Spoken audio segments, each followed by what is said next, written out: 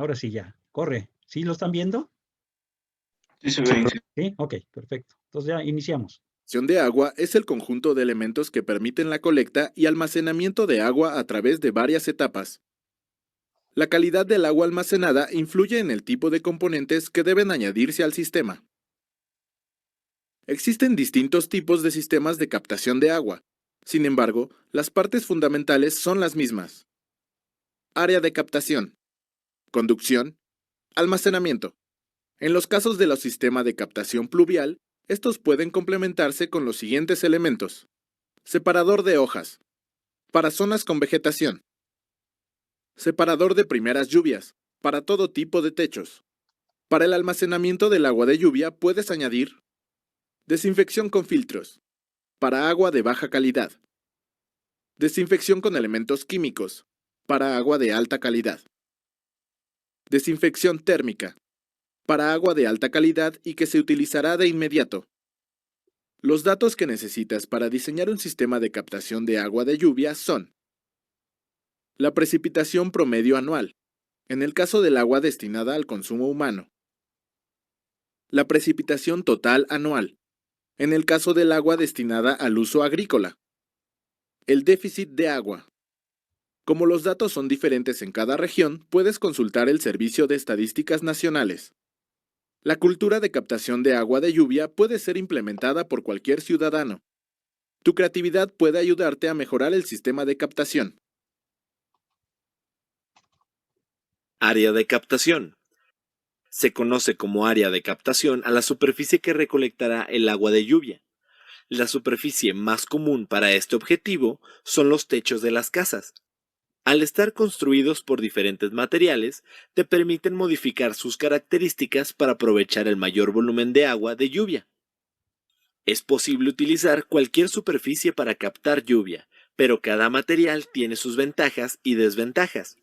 Los materiales más comunes que constituyen un techo son concreto. Debe impermeabilizarse para evitar filtraciones internas y mejorar el sistema de captación. Láminas metálicas, plásticas o de fibra de vidrio. Solo deben impermeabilizarse en las uniones con otras estructuras. Tejas de madera, arcilla o asfálticas. Es necesario cambiar las piezas rotas por tejas nuevas con regularidad. Hojas de palma o paja. No son efectivos y son los que transmiten más microorganismos patógenos. En estos casos, es necesario cambiar el techo si se quiere captar agua de lluvia. Propone al cliente que se instale otro tipo de techo y explica las razones por las cuales no es recomendable captar agua de lluvia en esas condiciones. Recuerda que debes limpiar el techo cada 6 meses para evitar que las canaletas y tuberías del sistema de conducción se atasquen. Conducción. Los sistemas de conducción se componen de dos elementos primordiales, las canaletas, que colectan y conducen el agua de lluvia, y los tubos de bajada o simplemente bajadas, que descargan el agua del separador de lluvias o directamente al filtro lento de arenas. Las canaletas y los tubos de bajada pueden ser de acero galvanizado, aluminio o vinilo. Asegúrate de que todo el sistema sea del mismo material. El calibre o diámetro de la canaleta depende de la superficie del techo que desagua. Aproximadamente se necesita un ancho de canal de 0.8 centímetros por cada metro cuadrado de cubierta. Es decir, si la superficie a desaguar mide 10 metros cuadrados, deberás instalar una de 8 centímetros de ancho. Para que el agua escurra bien por la canaleta, colócala con una pendiente de 0.7 a 1 centímetro por cada metro lineal de la orilla del techo. Para pendientes pequeñas, es necesario colocar bajadas cada 5 o 6 metros. Si la pendiente es grande, coloca las bajadas cada 9 o 10 metros.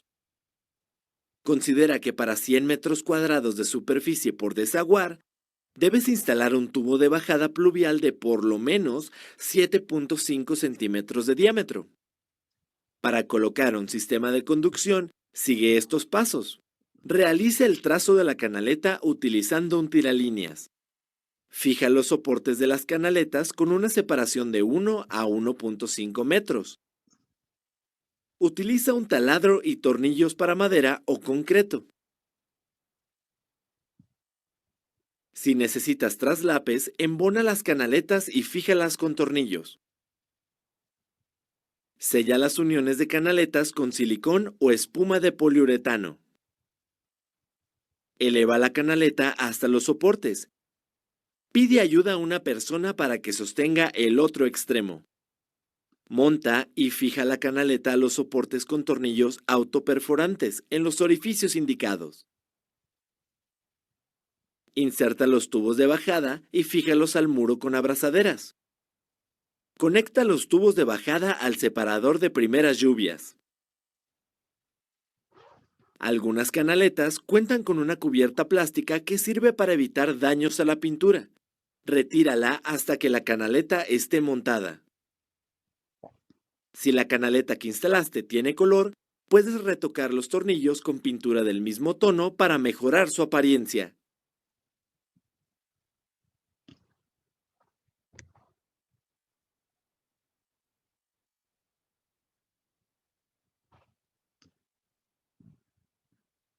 Separador de primeras lluvias.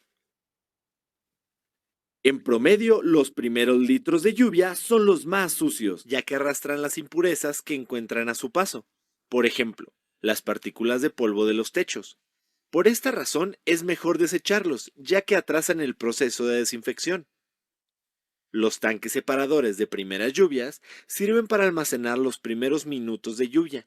Si implementas un tanque separador, puedes reducir hasta un 80% los contaminantes presentes en el agua. Para instalar un tanque separador de primeras lluvias, coloque el tanque separador en una base elevada de 40 centímetros de altura. La base debe estar en una superficie plana y cercana al filtro de arena. Puedes utilizar ladrillos. Coloca el respiradero en el tanque enroscándolo con un adaptador macho del mismo diámetro que el tubo. Conecta al tanque separador un filtro de hojas y asegura que se encuentre debajo del tubo de bajada pluvial. Conecta el tanque al filtro de arena con una válvula de mariposa intermedia. El proceso de separación es el siguiente. El tanque recibe el agua hasta llenarse. Esto provoca que se cierre una válvula, que impide que los primeros litros de lluvia pasen al sistema de desinfección. Todo el exceso de lluvia desborda el separador y se conduce hacia el filtro. Cuando termine la lluvia, el tanque separador se vacía automáticamente y se encuentra listo para la siguiente lluvia. Filtro lento de arena. El agua de lluvia contiene muchos organismos patógenos, como bacterias y hongos, que pueden causar enfermedades en los humanos, por lo que es necesario desinfectar el líquido por medio de la filtración. El filtro lento de arena consiste en un recipiente o tanque lleno de distintas capas de arena, desde muy finas que se encuentran en la superficie hasta las más gruesas que se depositan hasta el fondo del contenedor. Los poros del filtro son más pequeños que los microorganismos patógenos. Cuando el agua pasa a través de esas capas por medio de la fuerza gravitatoria, la arena depura el agua impidiendo el paso de los microorganismos. Además, una capa de bacterias y hongo superficial conocida como limo que se encarga de desinfectar por completo el agua. Antes de utilizar el filtro de arena lento, debes llenar el recipiente con agua al ras de la arena y esperar mínimo 10 días para que se forme una capa de lodo que se encargará de criar los microorganismos que desinfectarán el agua. Según la Organización Mundial de la Salud, los filtros lentos de arena ayudan a eliminar bacterias, virus y protozoos, hasta en porcentajes mayores al 99.5%. Bien, les voy a presentar la segunda parte.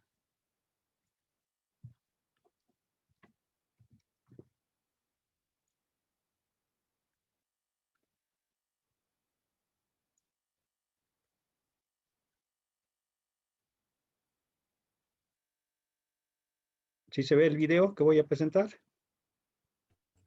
Sí, profe. Sí, profe. Entonces, va adelante. Tenemos la oportunidad de disponer de agua gratuita con el sistema gráfico de recuperación y aprovechamiento de agua de la lluvia lluvia que aquí le presentamos. El agua se recoge en el tejado y se conduce por los canales y bajantes al tanque enterrado Graf Garat. Aquí el agua de la lluvia pasa por el filtro Optimax Pro y se dirige sin turbulencias al fondo del tanque. El punto de captación del agua se sitúa unos centímetros bajo la superficie, donde siempre nos aseguramos obtener el agua de mejor calidad. Todo el equipo es controlado por el sistema de control Graf Aqua Silencio. Este, en caso de acabarse el agua del tanque, conmuta automáticamente la alimentación a agua de la red.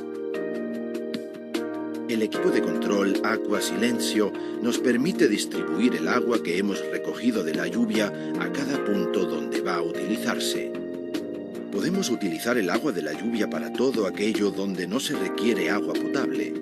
Podemos utilizar agua gratuita de alta calidad para la lavadora, para el inodoro, para la limpieza o para regar el jardín. Ahorre un 50% de agua potable y ayude a conservar el medio ambiente, todo con el sistema profesional Graf de recuperación y aprovechamiento de agua de lluvia. El sistema modular Graf se compone de los siguientes 4 elementos: el tanque, la cobertura del tanque, donde la tapa puede ser incluso transitable por vehículos, la unidad de filtración y la unidad técnica. A partir de estos 4 módulos, deje que el sistema Graf se adapte exactamente a sus necesidades. Su distribuidor Graf le proporcionará todos los componentes necesarios para el montaje del sistema. Gracias al diseño óptimo de todos los componentes Graf, nuestro sistema para aprovechamiento de aguas pluviales no necesita más de un solo día para completar su instalación. Veamos cómo es el montaje y la puesta en marcha del equipo. El primer paso es la excavación del terreno para la colocación del tanque y la preparación de la base del tanque según nuestras instrucciones de montaje. Ya podemos depositar el tanque asegurándonos que quede perfectamente en posición horizontal. La cúpula del tanque sirve para la conexión de todas las conducciones. Un sellado perfecto evita que pudiese entrar agua filtrada en la tierra. Esta se coloca simplemente sobre el tanque y se hace girar libremente para obtener la orientación más conveniente. Ya ha llegado el momento de instalar el segundo componente de nuestro módulo, la unidad de filtración y seguridad. Esta contiene todos los componentes para la filtración, limpieza y el desagüe de agua sobrante.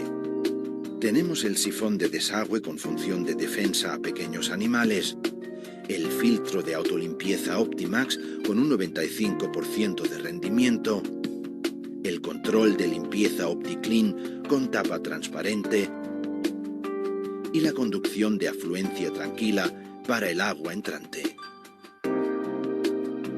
Ahora ya podemos conectar toda esta unidad al tanque. Se conectan los bajantes de los canales del tejado a la entrada del tanque y el sifón al sistema de desagüe. El montaje de estas canalizaciones se realiza mediante clavijas y el sistema patentado de montaje Spanfix, un método extremadamente rápido y sin necesidad de utilizar ninguna herramienta. Para terminar la instalación del tanque, se monta una conducción hasta el interior de la casa. Por aquí se instala el tubo que observa agua del tanque con la captación flotante, el tubo de alimentación del filtro OptiClean y la sonda de nivel del tanque. El control de todo el sistema de aprovechamiento de agua de lluvia Graf es realizado a través del equipo Aqua Center Silencio. Este avanzado control, blindado al ruido, garantiza el funcionamiento de todos nuestros dispositivos, incluso cuando hemos agotado la reserva de agua y el tanque está vacío. El relleno de la zanja se realiza siempre teniendo en cuenta que debe haber una distancia mínima de 30 centímetros desde la entrada de agua hasta la superficie del terreno. Antes de cubrir definitivamente el tanque, colocamos el accesorio telescópico a medida. Con el sistema flexible de progresión continua se consigue un ajuste fácil y sencillo al nivel del terreno. Con una junta sellaremos el tanque completamente. Una vez señalizadas visiblemente las tuberías que contienen agua de lluvia, nuestro sistema de recuperación de agua de la lluvia GRAF está listo. Ahorre hasta un 50% de agua potable y proteja nuestro medio ambiente con la instalación del Sistema Profesional de Recuperación de Agua de la Lluvia GRAF.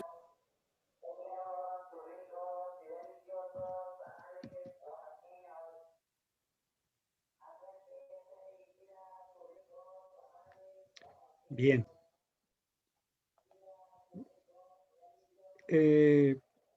Como vemos ahorita en estos videos, pues el día de hoy nos va a tocar hablar acerca de lo que es un sistema de agua pluvial.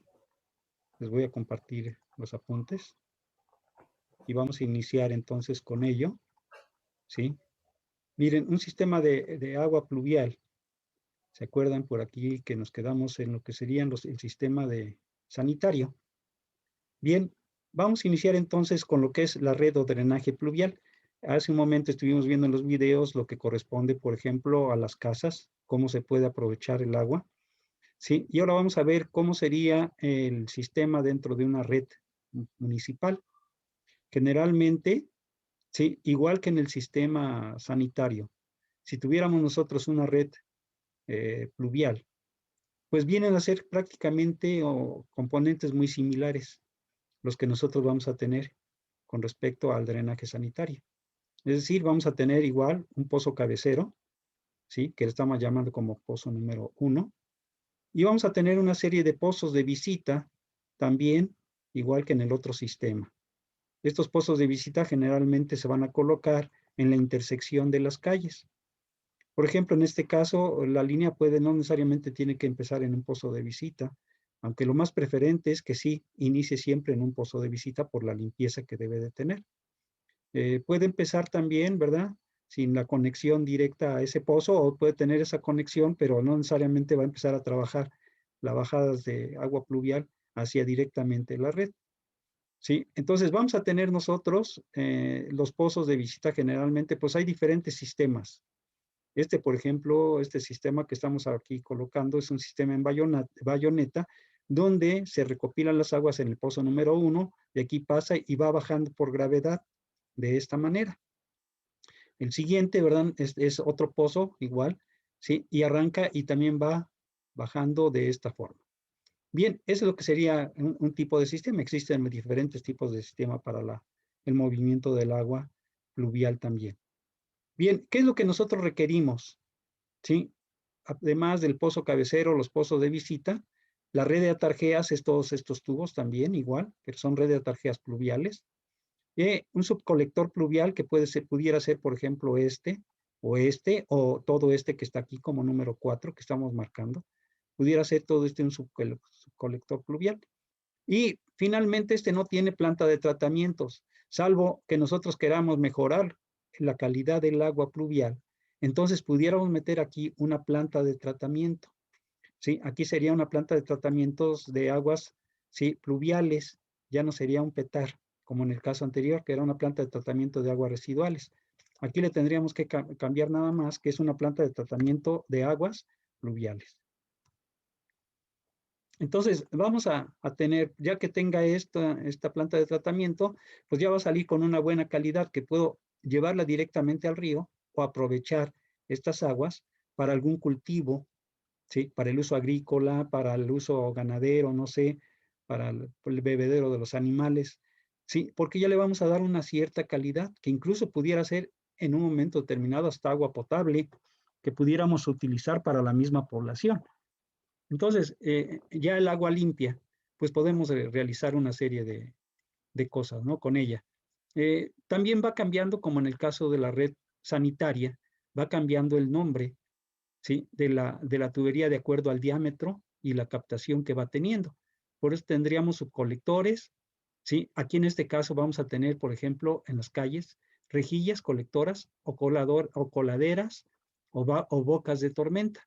Entonces, aquí podemos encontrar, por ejemplo, rejillas, aquí en este punto, ¿sí?, coladeras o bocas de tormenta, para que podamos nosotros captar las aguas de lluvia y llevarlas directamente a la red. Tenemos también las descargas de agua pluvial, que son las descargas que tenemos nosotros generalmente ya en nuestras casas, y que podemos aprovecharla, como vimos en los videos anteriores, o descargarla ya directamente a la red. Aquí en la ciudad de Pachuca, por ejemplo, pues no tenemos una red de aguas pluviales. A lo mejor en algún fraccionamiento de los nuevos por ahí ya les estén obligando, pero yo hasta ahorita no conozco ninguno que tenga un sistema de agua pluvial. Generalmente el sistema de agua pluvial en la ciudad corre por las calles. Todo el mundo, ¿verdad? Pone su bajada de aguas pluviales dirigida a la calle, y por la calle es por donde corre el agua. Afortunadamente nos ayudan las pendientes en las zonas altas, pero en las zonas bajas pues es el problema, ya que muchas veces se inundan las colonias o parte del municipio, porque no hay forma de cómo llevarlas o captar esas aguas y llevarlas a algún lugar donde no vayan a perjudicar. Entonces, bueno, esto es lo que ocurre en muchas de nuestras ciudades de la República Mexicana. No se ha buscado ese aprovechamiento. Desafortunadamente existen muchas obras que se pueden realizar para captar, ¿sí? Recolectar y utilizar posteriormente las aguas pluviales, ya que realmente es de muy buena calidad el agua que se puede en un momento captar si se tienen todas las instalaciones adecuadas.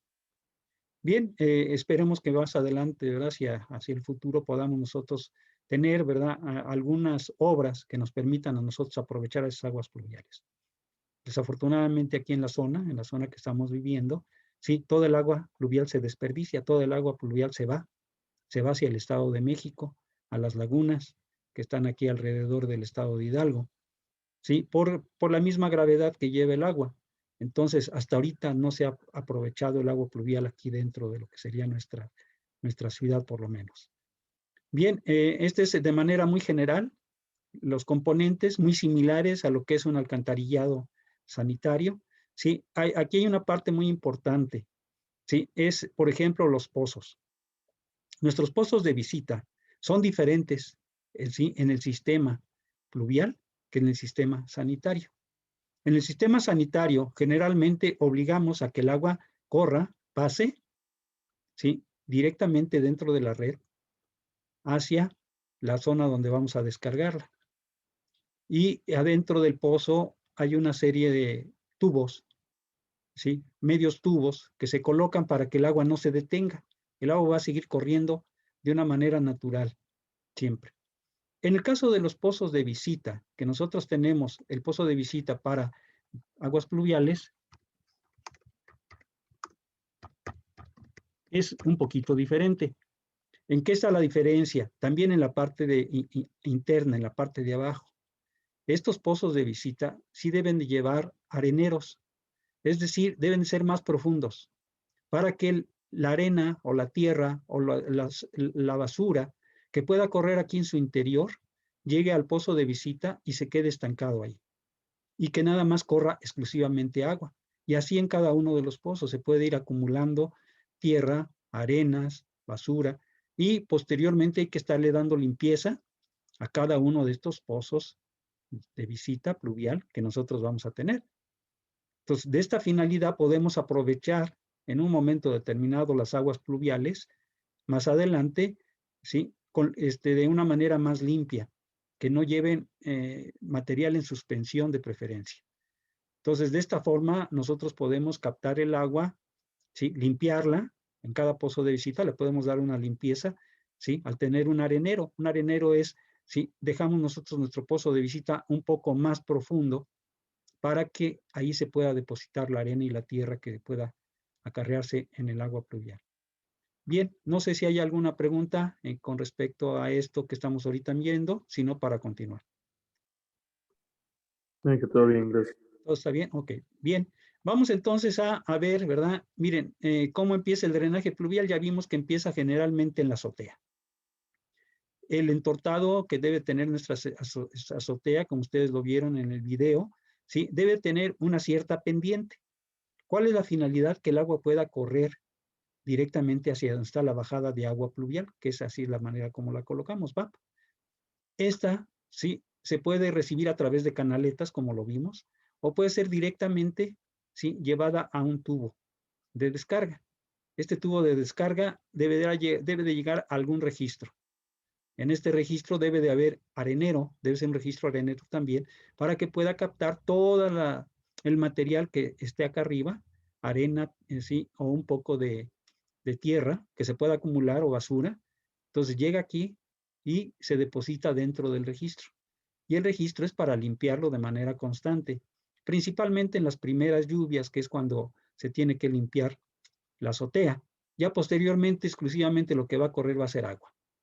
Y ahí ya, pues ya no va a haber problema, el agua va a correr limpiamente hacia lo que sería nuestra red en un momento determinado, o integrar alguno de los procedimientos que vimos hace un momento en el video, para que se pueda aprovechar estas aguas pluviales dentro incluso muchas veces de nuestra propia casa. Podemos utilizarla para el riego de jardines, por ejemplo, ¿no? Entonces, bueno, ya es cuestión de cada ¿verdad?, persona, lo que puede hacer en el interior de su casa. Si no, lanzarla directamente pues a la red municipal, si existe ese sistema. Generalmente, ¿qué es lo que nosotros debemos de conocer? Para poder yo, en un momento determinado, poder diseñar la tubería que tengo aquí dentro de este sistema, de esta red de drenaje pluvial, bien, yo necesito conocer varios factores. Sí, aquí los voy a poner a un lado. ¿Qué factores son los que vamos a necesitar conocer? Factores. Y vamos a ponerle aquí factores, ¿sí?, para el cálculo de un drenaje pluvial. Bien, el primer factor que nosotros debemos de tener es el área de captación. Es decir, qué área es la que tengo o en qué área voy a captar todas las aguas pluviales. Entonces, es lo primero que yo necesito conocer. Sí, por ejemplo, si es para una gran ciudad, yo requeriría saber cuál es el área de la cuenca. Y yo diría, bueno, ¿a qué llamamos cuenca, no? Es decir, ¿qué es lo que es una cuenca? Miren, generalmente hablamos nosotros que una cuenca se forma por todos los partiaguas de los cerros que puedan existir dentro de la región. Es decir, vamos a tomar siempre en un plano todas las partes más altas de los cerros que tenemos alrededor. Todo eso nos va a permitir a nosotros definir lo que es una cuenca. ¿Qué es una cuenca? Pues realmente sí viene siendo la recopilación de todas las aguas que están dentro de una zona o región. Por ejemplo, nosotros pertenecemos a la cuenca del Valle de México. Somos partes de la cuenca del Valle de México. Imagínense, ¿no? Se extiende esta cuenca desde aquí, inicia en Pachuca prácticamente, es el inicio, y está rodeada esa cuenca por varios cerros que están en el Estado de México, en el Estado de Morelos, ¿sí? Y van formando, se puede decir, un cierre. Es decir, todo lo que esté encerrado dentro de esas partes altas de los cerros es lo que nosotros llamamos cuenca, ¿sí? Puede haber zonas pequeñas, ¿no?, donde haya muchos cerros cercanos y entonces podemos tener una cuenca pequeña.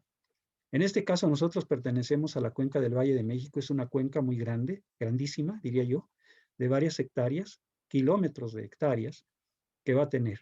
Bueno, esto es lo que nosotros requerimos, ¿sí? ¿Cuál es el área de la cuenca o el área de captación de las aguas pluviales? ¿Qué otra cosa va a influir? Pues va a influir la pendiente que tenga esa cuenca, la pendiente de la cuenca, ¿sí? Es decir, qué pendiente tienen los cerros, qué pendiente llevan los ríos. Eso nos va a definir a nosotros también otro concepto más que se llama velocidad del agua. Entonces, es importante conocer la pendiente de la cuenca o las pendientes de la cuenca para también poder calcular la velocidad del agua que nosotros podemos tener. Otra parte importante es el tipo de suelo. El suelo que nos podemos encontrar dentro de la cuenca. No todos los suelos son iguales. Hay suelos, por ejemplo, muy porosos, ¿sí?, que nos van a permitir que parte del agua que cae de lluvia se puedan penetrar, los pueda captar el suelo y mandarlo directamente al subsuelo. Pero hay suelos que son muy cerrados y entonces el agua va a correr directamente sobre el suelo y esa no va a poder penetrar. Entonces, esa sí es la que nos va a correr directamente adentro de los ríos de la cuenca. Y eso también debemos saber qué tantos subtipos de suelos vamos a tener de esa forma. Y podemos calcular también la cantidad de agua que nos va a quedar y que se va a poder mover dentro de la cuenca. Pues es importante conocer, pues no nada más esto, sino previamente también conocer pues lo que sería el ciclo del agua dentro de esa zona. ¿Sí? De la zona. Porque esto nos va a permitir a nosotros calcular incluso cuánta agua se evapora, cuánta agua se introduce, ya conociendo el tipo de suelo, y cuánta agua va a correr sobre la superficie. Entonces, como ustedes pueden ver, son varias cosas las que tenemos que tener. También me interesa, pues, ver si esa zona es una zona lluviosa, ¿sí? Zona de alta precipitación o de baja precipitación de lluvia.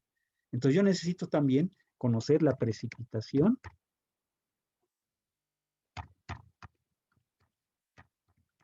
de la zona, la precipitación de lluvia, ¿sí? Aquí lo voy a poner de lluvia, de la zona que nosotros estamos trabajando. Que algo más que necesitamos también es la frecuencia de lluvias. Es decir, qué tan frecuentemente cae lluvia dentro de la zona. Hay zonas donde pues la frecuencia es baja, pero hay zonas donde la frecuencia es alta.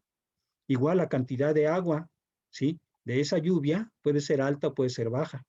Entonces, todos estos factores nos van a influir a nosotros finalmente para poder hacer un diseño de una red de alcantarillado pluvial. Entonces, no es nada más, ¿verdad? Agarrar, inventar y colocar tubos, no. Hay que, sí, conocer previamente todos estos datos.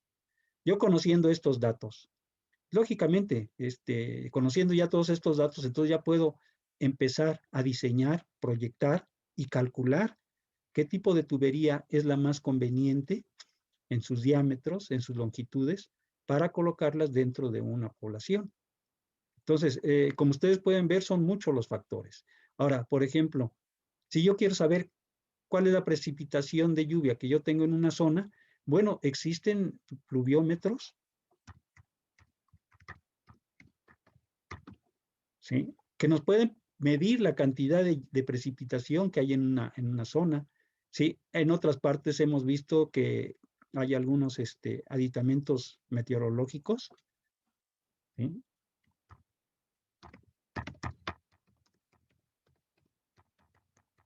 Que nos pueden dar valores, ¿sí? De cualquiera de estos factores que necesitamos nosotros conocer. Estos, por ejemplo, estos de aditamentos meteorológicos, ¿sí? Los podemos encontrar en varias partes de la República Mexicana y ahí están algunos fijos. Y hay otros que pueden ser, parcialmente pueden estar en un lugar o poderlos llevar hacia otra zona. Entonces, tenemos cómo medir en un momento determinado cualquiera de estos datos que nos está arrojando aquí, que requerimos para poder calcular en un sistema de agua pluvial. ¿Sí? ¿Qué necesito? Y ya teniendo, por ejemplo, estos datos, yo puedo utilizar fórmulas del sistema hidráulico o sanitario, en los cuales nosotros podemos utilizar, son fórmulas de la hidráulica para calcular cualquiera de estos sistemas, ya sea hidráulico, sanitario o pluvial.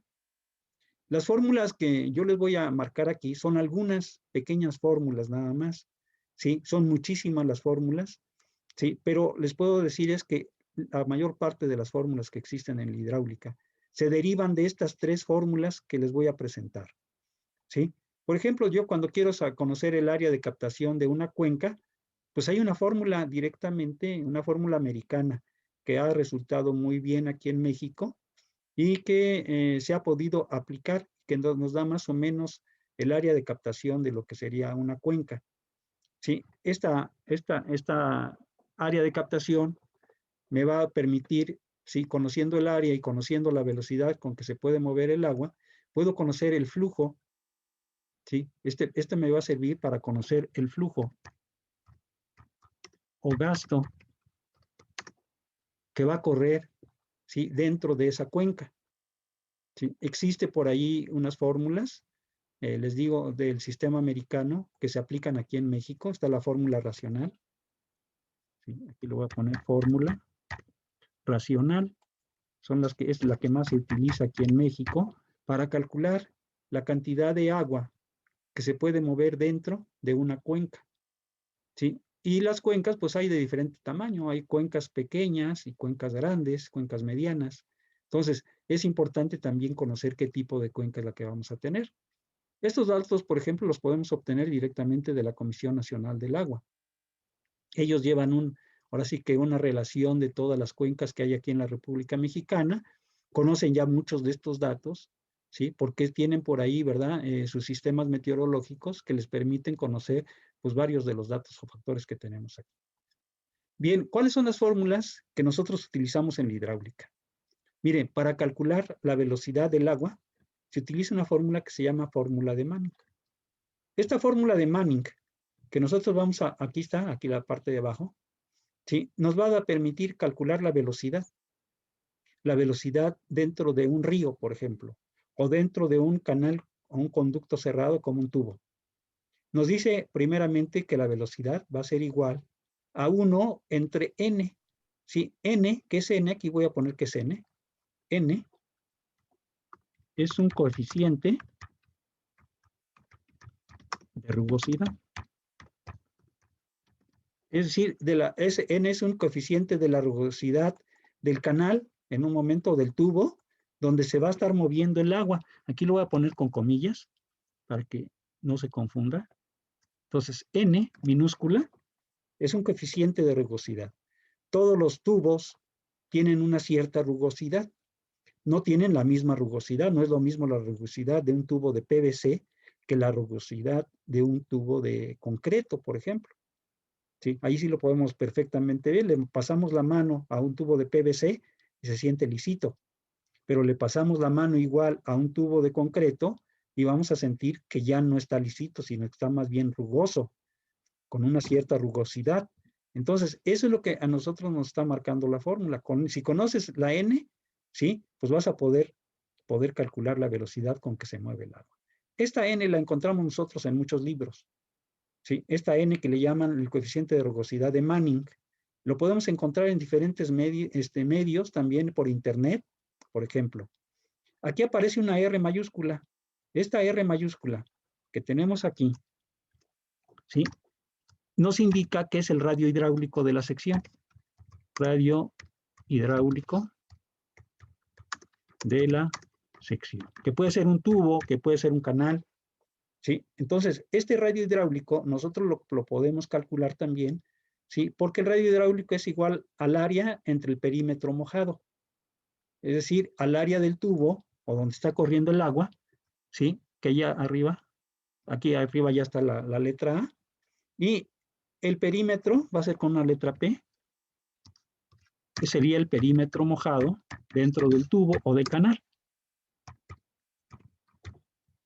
Entonces ya tenemos aquí otro componente, ¿no? El radio va a ser igual a ¿qué? Aquí lo voy a poner adelante, ¿sí? El radio es igual, ¿sí? Al área entre el perímetro mojado.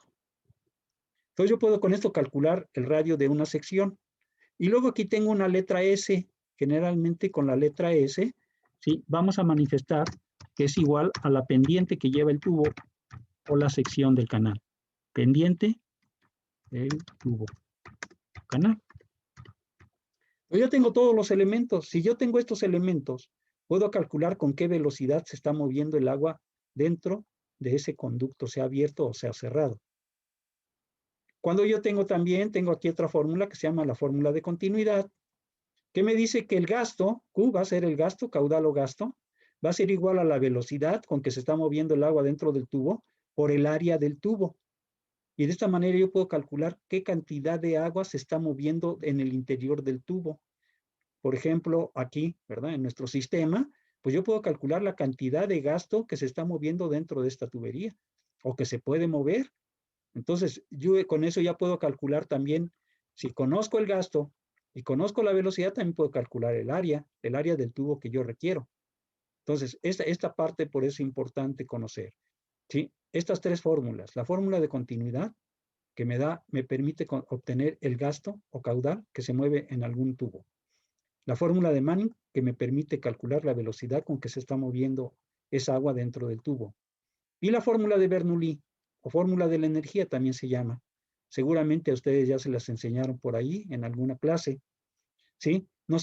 Se llama de energía porque tenemos nosotros diferentes energías. Aquí está una energía por elevación, que se llama Z1. ¿Sí? Vamos a tener, todos los cuerpos llevan una energía. Si ustedes sueltan, por ejemplo, un objeto desde una azotea, ese ya tiene una energía acumulada allí.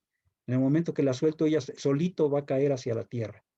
Bien, esta Z1 representa eso precisamente, la altura de algo, ¿verdad?, que se puede mover. Entonces, eso es lo que me está indicando. Por ejemplo, en este tubo inclinado, ¿sí? Yo voy a tener una Z1, que es el nivel en el cual está el tubo superior, la parte superior, ¿sí? O la más alta de lo que sería el arrastre del tubo. Y Z2 sería un punto más abajo. ¿Qué quiere decir? Que aquí va a haber una pendiente dentro de lo que sería mi tubería, pero ya hay una energía. Es decir, si yo pongo aquí un poco de agua, el agua va a correr hacia la parte baja por la energía que tiene de acá arriba. Entonces, eso es lo que me representa el valor Z1. El valor B1, pues es la velocidad que tiene en este punto el agua. Sí, B1 es la velocidad que tiene aquí en este punto el agua y que va a estar acorde también a la gravedad. Entonces, aquí me dice que es la velocidad 1 elevada al cuadrado, ¿sí?, dividida entre 2 veces la gravedad. La gravedad es la que me va a impulsar. Entonces, yo tengo una energía de gravedad aquí sumada a la energía de posición, que vale Z1. Y finalmente, voy a tener la presión atmosférica, ¿sí? O la presión que lleve aquí el agua provocada, ¿verdad? Aquí puedo yo llevar una cierta presión, que puede ser la atmosférica o no la atmosférica, sino una presión que ya trae el tubo. Entonces, esa presión, aquí está, ¿verdad? P1 es la presión en este punto 1, y la presión en 2 es este que tengo yo acá. ¿Sí? Esa se va a ver afectada con respecto a la presión atmosférica, que es lo estoy representando con esta letra que está aquí a un lado. Bien, la suma, o se puede decir toda la suma de todas estas energías, debe ser igual a todas las energías que tengo en la zona 2, pero como ya está corriendo agua aquí y este tubo tiene una rugosidad, también tengo que sumar las pérdidas que yo voy a tener por la rugosidad del tubo, para que pueda tener yo esta igualdad. Es decir, no se cumple la igualdad si no tenemos estas pérdidas al final. HF me está representando las pérdidas que yo voy a tener por la rugosidad del tubo. Entonces, estas son las 3 fórmulas que ustedes deben de aprendérselas. Yo se las recomiendo, apréndaselas de memoria, llévenselas durante toda la carrera, porque de aquí se van a ir derivando muchas otras fórmulas más. Pero estas son las fórmulas esenciales de donde partimos con la hidráulica. Entonces, por eso son muy importantes y se las doy a conocer, porque estas están muy ligadas, ¿sí?, con todo lo que hemos visto anterior, con los sistemas de agua potable, con los sistemas de alcantarillado y con el sistema de drenaje pluvial. Entonces, sí, tratar de llevar el reconocimiento o el conocimiento de que estas fórmulas son las que nos van a servir a nosotros para poder entender el flujo hidráulico que se puede mover dentro de un tubo. No sé si hay alguna pregunta, alguna duda que tengan ustedes con respecto a esto. ¿No hay dudas? No, profe. ¿No? Ok. No hay que ver. Bien, si no hay ninguna otra duda con respecto a esto, ¿sí? Terminamos el día de hoy la clase. ¿Sí? Les voy a pasar lista entonces, ahora sí. Sí me da tiempo para pasarles lista y están al pendiente, por favor, para que cuando escuchen su nombre me digan presente. ¿Sí? Aguirre Delgadillo. Presente, profe. Barrera Pedraza. Presente, Inge. Ok. Baños Nasif. Presente, profe. Calva Calva. Presente, profe. Campos Negrete. Castillo Cortés. Presente, profe. Ok. Cerón Reyes. Presente, profe. De la Cruz Dimas. Flores Flores. Flores Soto. Presente, profe. Gaspar Morales, Presente, profe. González Muñoz, Presente, profe. ok. Guillermo Baltasar, Presente, profe. Hernández Correa, Presente, profesor. ok. Hernández Flores, Presente, profe. a ver, permítanme.